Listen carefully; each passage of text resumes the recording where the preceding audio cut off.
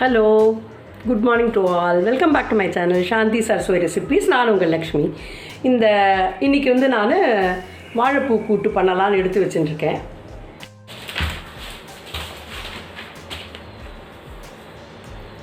முதல்ல நம்ம நல்ல ஃப்ரெஷ் வாழைப்பூவாக வாங்கிட்டு கையில் நம்ம இதை மாதிரி பண்ணிவிட்டு இந்த இருக்கிற கல்லன்னு சொல்லுவாள், இந்த கல்லனை நம்ம எடுக்கணும். அப்படி எடுத்தாலே வந்துடும். அது மாதிரி ஒவ்வொரு இதுலேயும் நம்ம எடுத்துக்கலாம். இதெல்லாம் கொஞ்சம் நம்ம மெனக்கிட்டால் உடம்புக்கு ரொம்ப நல்லதெல்லாம். எவ்வளோ மருத்துவ குணங்கள் நிறையா இருக்குது. ப்ளஸ் ஒரு டேஸ்டி டிஷ்ஷாகவும் நம்ம பண்ணலாம். இதெல்லாம் அந்த காலத்தில் அழகாக சாயங்கால வேளையில் ராத்திரி வேளையில் உட்காந்து இதெல்லாம் ஆஞ்சி கிஞ்சி எடுத்து வச்சுப்பா. இந்த காலத்தில் நம்ம டைம் இல்லைன்னு நம்ம யாரும் மெனக்கிடுறதில்ல. அட்லீஸ்ட் நான் இப்போ எங்கள் வீட்டுக்கு 2 பூ எங்கன்னா கண்டிப்பாக எல்லாருக்கும் ரொம்ப பிடிக்கும். நான் அதை கூட்டு பண்ணுவேன். ஒரு டைமில் வாழைப்பூ பொரியல் பண்ணுவேன். வாழைப்பூ பருப்புசிலி பண்ணலாம். ஆனால் நான் இந்த வாட்டி இப்போ கூட்டுக்காக நான் 2 வாங்கியிருக்கேன். ஸோ இதெல்லாம் அழகாக எடுத்து நம்ம ஒரு இடத்துல லைனாக இப்படி வச்சுக்கலாம். ஸோ இந்த மாதிரி கல்லனை ஆஞ்சி எடுத்துக்கணும். கல்லன்னு சொல்லுவாத, இது வேறு ஒன்றும் இல்லை, டைஜஸ்ட் ஆகாது சாப்பிட்டா, அதனால் அதை எடுக்கணும்னு சொல்லுவாள்.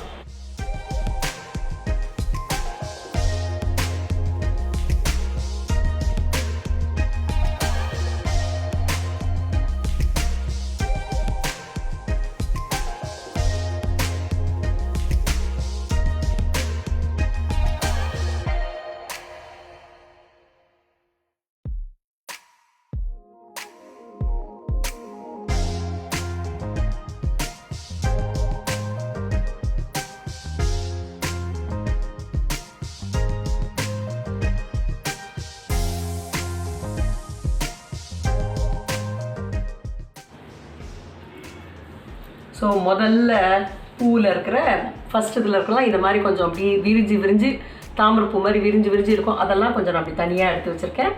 மீதி எல்லாம் ஸ்டெப் பை ஸ்டெப். இது அந்த இதுக்கு அடுத்ததுல செகண்ட் லேயர்லன்னு ஒரு முக்கால் வாசி. அதுக்கப்புறம் நம்ம கீழே போக இது மாதிரி குட்டியாக இருக்கும். இந்த குட்டியெல்லாம் நம்ம அப்படியே தூளாக நறுக்கிடலாம். அதையும் தாண்டி போனாட்டும் இந்த மாதிரி ஸ்டேஜ் வரும், உரிச்சு கரெக்டாக.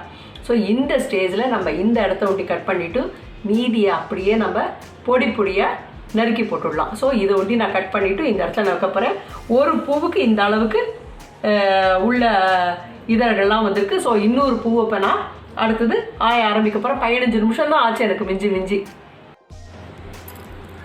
கொஞ்சம் நான் தண்ணியில் இதை மாதிரி மோர் விட்டு எடுத்துட்டுருக்கேன். ஸோ அந்த கையில் கரைப்படாமல் இருக்கும். இப்போ நான் எல்லாத்தையும் அடுக்கி கரெக்டாக அந்த இதுக்கு தகுந்த மாதிரி தூளாக இதை அப்படியே நம்ம இந்த மோரில் சேர்த்துடலாம். இதை மாதிரி நான் உரித்து கரெக்டாக அழகாக அதே சீக்வன்ஸில் வச்சுருக்கேன். ஸோ இதை மாதிரி நம்ம பண்ணிட்டு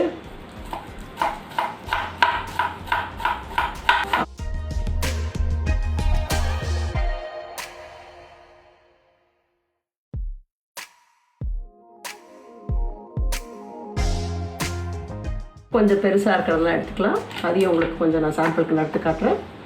இதை மாதிரி அடிக்கிண்டு 1000 தூண்டி தான் இல்லை வேலையே.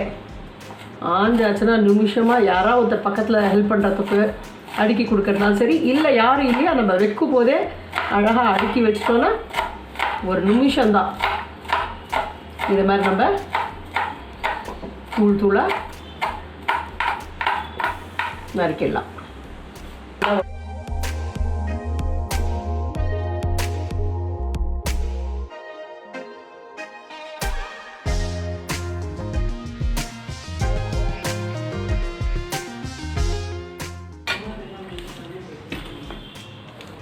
நான்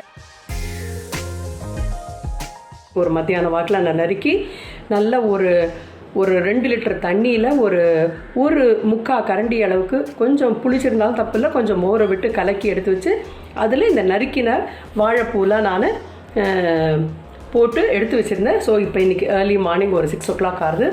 ஸோ இதை 4 தடவை நான் தண்ணியில் அலசி அந்த மோரெல்லாம் போகிற அளவுக்கு தண்ணியில் அலசணும். ஏன்னா நம்ம கூட்டு பண்ணினோன்னா மோர் அதில் இருந்தால் திப்பியாக கொஞ்சம் இருந்தால் கூட கூட்டு ஊசி போகிறதுக்கு வாய்ப்புகள் அதிகம். ஸோ அதனால் 1க்கு 4 தடவையாவது நிறைய தண்ணி வச்சுட்டு அலசி எடுத்து நான் வடிகட்டி எடுத்து வச்சுட்டுருக்கேன். இந்த கூட்டுக்கு தேவையான புளி தண்ணியில் தான் இது வேக போகிறது. புளி தண்ணியில் வேகிறதுனா நான் ஒரு சின்ன எலுமிச்சப்பழம் சைஸு புளி எடுத்து நல்லா கரைச்சி எடுத்து வச்சுட்டுருக்கேன். ஒரு 3/4 மூடி தேங்காய், ஒரு 2லேருந்து 2.5 கரண்டி அளவுக்கு வேக வச்ச பருப்பு எடுத்துட்டுருக்கேன். இந்த உப்பு புளிக்கு தகுந்த மாதிரியான காரம், அதாவது இந்த வாழைப்பூக்கு, இந்த புளி ஜலத்துக்கு, இந்த பருப்பு, இந்த அரைச்சி விடுறதுக்கு இது அத்தனைக்கு சேர்த்து இந்த அளவுக்கு, அதாவது நான் ஒரு 10 மிளகாய் எடுத்துட்டுருக்கேன். வறுக்கிறதுக்கு உண்டான கொஞ்சம் கடலைப்பருப்பு 1 ஸ்பூன் எடுத்து வச்சுருக்கேன். இந்த கடுகு வெந்தயம் 1/2 ஸ்பூன், கடுகு ஒரு 1/4 டீஸ்பூன் எடுத்து வச்சுருக்கேன். மீதி இன்க்ரீடியன்ஸ்லாம் நான் ஆட் பண்ண உங்கள் கூட ஷேர் பண்ணிக்கிறேன். இது 1 பாட் குக்கிங் நான் சொன்னதால் அந்த கப்பில் வச்சுருந்த பருப்பு ஃபுல்லாக இதில் ஒரு குக்கர் பாத்திரத்தில் ஆட் பண்ணி வச்சுருக்கேன். வேக வச்ச பருப்பு ஆல்ரெடி நான் வேக வச்சு எடுத்து வச்சுருக்கேன். ஸோ குக்கர் பாத்திரத்தை ஆன் பண்ணிவிட்டு இதில் இந்த வாழைப்பூவை ஃபுல்லாக ஆட் பண்ண போகிறேன். நல்ல 2 வாழைப்பூ, பெரிய வாழைப்பூ நான் நறுக்கினேன். ஸோ இந்த அளவுக்கு கண்டது. அதனால தான் அந்த வடிகுடையில் நான் அப்படியே எடுத்து வச்சுருக்கேன், உங்களுக்கு கணக்கு காட்டுறதுக்கு எவ்வளோ கண்டதுன்றதுக்காக.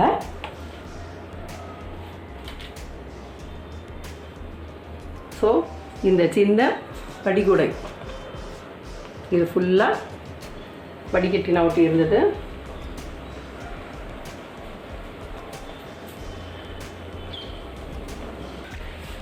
இதுக்கு தேவையான புளி ஜலம், ஸோ புளி ஜலத்தை இதோடு விட்டுடுறேன் நான்.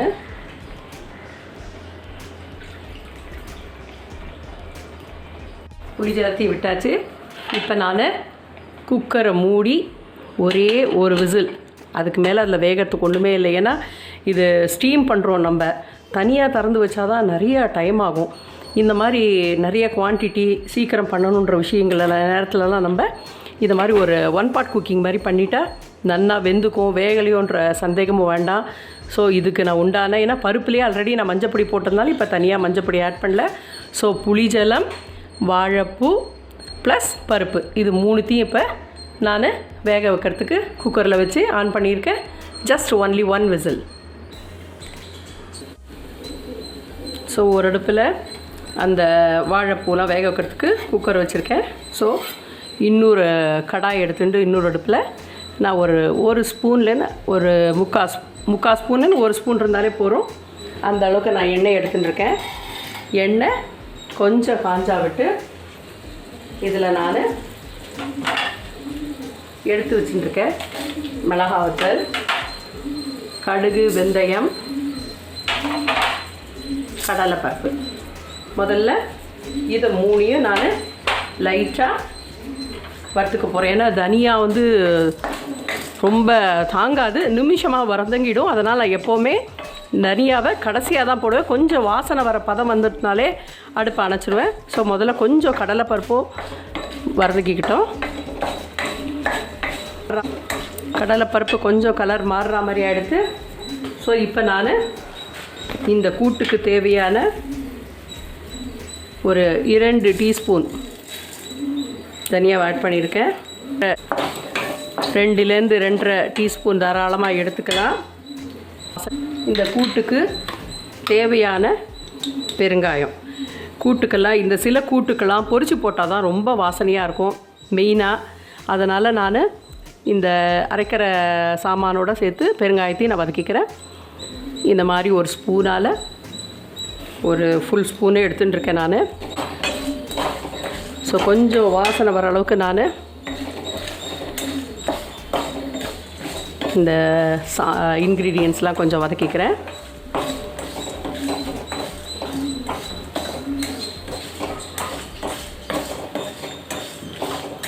நான் சொன்ன மாதிரி கடலைப்பருப்பு தான் கொஞ்சம் செவக்கணும், தனியாலாம் ரொம்ப வறுபடணுன்ற அவசியம் கிடையாது. கொஞ்சம் வாசனை வர்ற மாதிரி இருக்கும்போதே இதை நீங்கள் அடுப்பை சிம் பண்ணிட்டு கொஞ்சம் கருவேப்பிலை ஆட் பண்ணிக்கலாம். அதுவும் சேர்த்து அரைச்சி விட்டால் ரொம்ப மணமாக இருக்கும். இந்த வறுப்பட்ட சாமானோட நல்ல ஒரு 3/4 மூடி நான் துருவி வச்சுருக்கேன் இல்லையா, அதையும் நம்ம லைட்டாக 2 நிமிஷத்துக்கு வதக்கிக்கலாம். இதுக்கு நல்லா தேங்காய் சாதம் மாதிரியோ இல்லை மற்ற கூட்டுக்கு அரைக்கிற மாதிரியோ செவக்க வறுக்கணும்னு கிடையாது. ஜஸ்ட்டு இந்த மாதிரி வதக்கிண்டாலே போகிற 2 நிமிஷம் கூட்டு இன்னும் மணமாக இருக்கும். ஏன்னா இந்த வாழைப்பூ கூட்டுக்கு இதெல்லாம் கொஞ்சம் எக்ஸ்ட்ரா ஃப்ளேவர் ஆட் பண்ணி கொடுக்கும். ஏன்னா வாழைப்பூ கூட்டு கொஞ்சம் அகட்டும்னு சொல்லுவாள், அதான் துவர்ப்பு. அது துவர்ப்பு டேஸ்ட்டுக்கு இதெல்லாம் நம்ம போடுறதுனால டேஸ்ட் இன்னும் பேலன்ஸ் பண்ணி ரொம்ப நல்லாயிருக்கும். இது மொத்தமாக அட்லீஸ்ட் எனக்கு ஒரு 2லேருந்து 2.5 லிட்டர் கூட்டாவது வரும். ஏன்னா கூட்டு பண்ணுற அன்றைக்கி நாங்கள் எல்லாருக்குமே டப்பால் ஆகட்டும் வீட்டுக்காகட்டும் நிறைய கூட்டு சாதம் தொட்டுக்க பொரிச்சாப்பலாம். அதுதான் இதுக்கு காம்பினேஷன். அதனால் கொஞ்சம் கூடவே நான் பண்ணுறேன். 2 நிமிஷம் எடுத்து நான் அடுப்பை அணைச்சிடுறேன். வறுத்த சாமான்களெல்லாம் நான் மிக்ஸி ஜாருக்கு ஆறின விட்டு மாற்றி எடுத்துட்டேன்.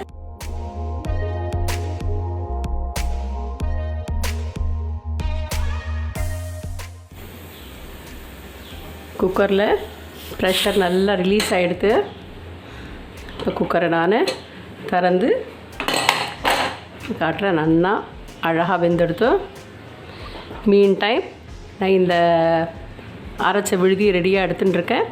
இப்போ இதில் மிக்ஸ் பண்ணிவிட்டு கொஞ்சம் தேவைப்பட்டால் ஒரு 1/2 டம்ளர் தண்ணி நம்ம சேர்த்துக்கலாம். இப்போ இந்த கூட்டுக்கு தேவையான உப்பு அண்டு 2 பிஞ்ச் ஆஃப் வெல்லம், 2த்தையும் நான் ஆட் பண்ண போகிறேன். இந்த கூட்டுக்கு தேவையான உப்பு ஒரு 3/4 ஸ்பூன் அளவுக்கு நான் ஆட் பண்ணுறேன். உப்பு கரெக்டாக இருக்கும்னு நினைக்கிறேன். ஒரு 2 பிஞ்சு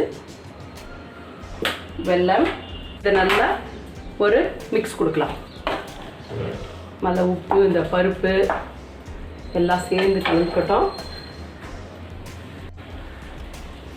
இப்போ இந்த கலந்து வாட்டு இந்த அரைச்ச விழுதியும் நான் இது மாதிரி கெட்டியாக அரைச்சிருக்கேன்னா கொஞ்சம் நம்ம மிக்ஸி ஜாரில் தண்ணி விட்டு நம்ம திரும்ப இந்த கூட்டில் சேர்க்கலான்றதை முதலையே நம்ம நிறைய நீர்கள் இது பண்ணிட்டோன்னா இந்த மிக்ஸி ஜாரில் இருக்கிறதுக்கு இன்னும் கொஞ்சம் தண்ணி விட்டோன்னா நிறைய கூட்டு தண்ணியாக போயிடும்.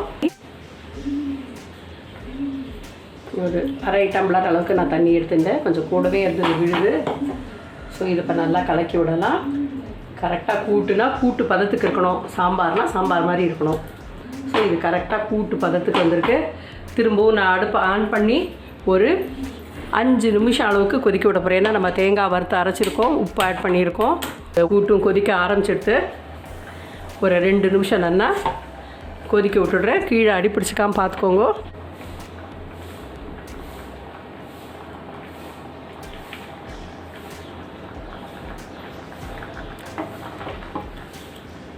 கரெக்டாக நான் சொன்ன மாதிரி கூட்டு கன்சிஸ்டன்சிக்கு வந்திருக்கு.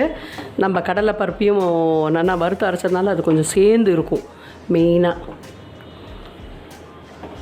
ஸோ இந்த வாழைப்பூ கூட்டு எப்போவுமே எங்கள் அம்மா இப்படி தான் பண்ணுவாள். எனக்கு இப்படி சொல்லி கொடுத்துருக்கா. இந்த சேம் மெத்தடில் தான் நான் பண்ணுவேன்.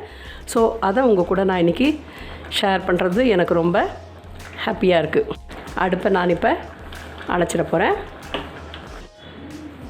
ஃபைனல் ஸ்டெப்புக்கு வந்தாச்சு. இந்த கூட்டுக்கு தாளிக்கிறதுக்கு நான்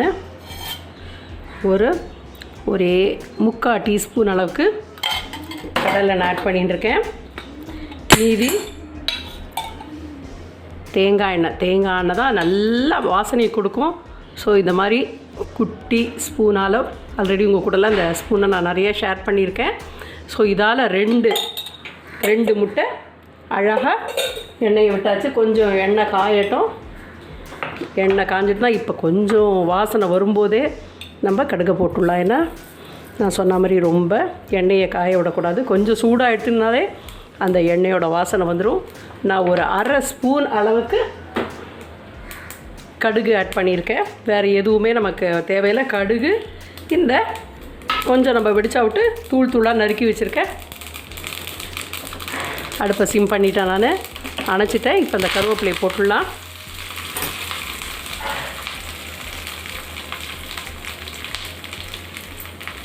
இப்போ இந்த கருவேப்பிலையை நான்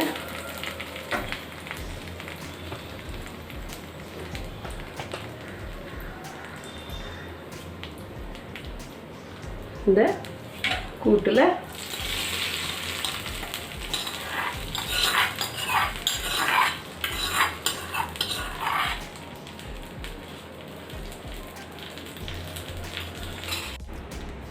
மணக்க வாழைப்பூ கூட்டு ரெடி.